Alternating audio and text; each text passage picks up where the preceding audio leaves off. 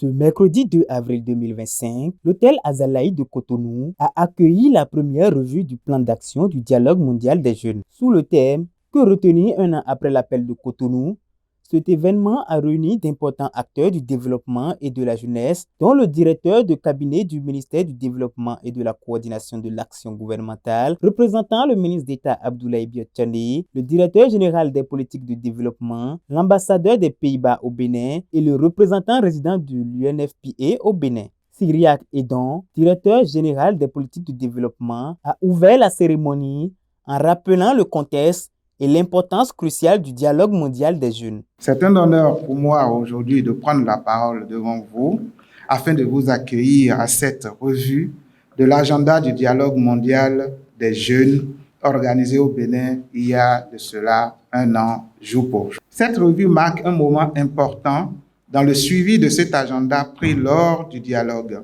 Elle nous offre l'opportunité non seulement de porter un regard lucide sur les actions entreprises, mais aussi de mesurer leur portée et d'envisager des ajustements nécessaires pour assurer la concrétisation des objectifs fixés. Avant d'exprimer sa gratitude envers le ministre d'État Abdoulaye Biotchane, Richmond Thieboko, représentant résident de l'UNFPA au Bénin, a mis en lumière le rôle central et les objectifs de ce dialogue. Le dialogue mondial des jeunes a servi de plateforme pour des discussions menées par des jeunes. Et ces discussions étaient donc vers des solutions en intégrant des perspectives de programmes d'action de la CIPD en vue de nouvelles idées pour accélérer l'atteinte de l'agenda de ces CIPD. Le présent atelier vise donc à fournir l'état des lieux de la mise en œuvre pour les actions entreprises depuis 2024 en vue de dégager les acquis, les défis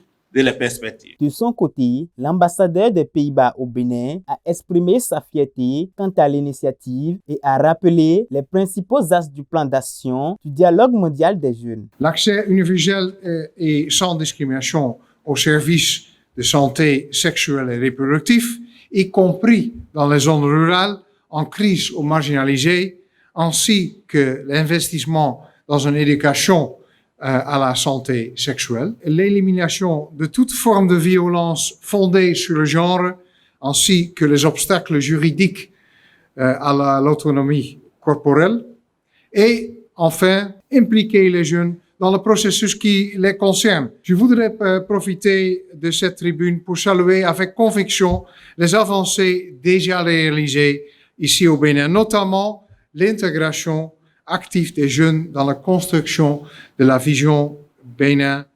2060. Après avoir exposé les priorités du gouvernement du président Patrice Talon concernant la jeunesse, Alastair Alinsator, directeur de cabinet du ministère du Développement, a procédé au lancement officiel de la revue du plan d'action. La place de la jeunesse dans la conduite du processus de développement du Bénin n'est plus à démontrer et le gouvernement du Bénin en a fait largement la preuve. Une des plus évocatrices aujourd'hui se trouve être dans le processus de construction de la vision 2060. Les jeunes méritent leur place autour de la table de décision qui concerne les choix du futur. Cette première revue a permis aux participants de faire le point sur les initiatives mises en œuvre, les progrès réalisés et les défis qui persistent pour la jeunesse béninoise. Elle marque aussi une étape significative dans la recherche d'opportunités durables pour les jeunes, soulignant l'importance de poursuivre le dialogue et l'action collective pour construire un avenir meilleur.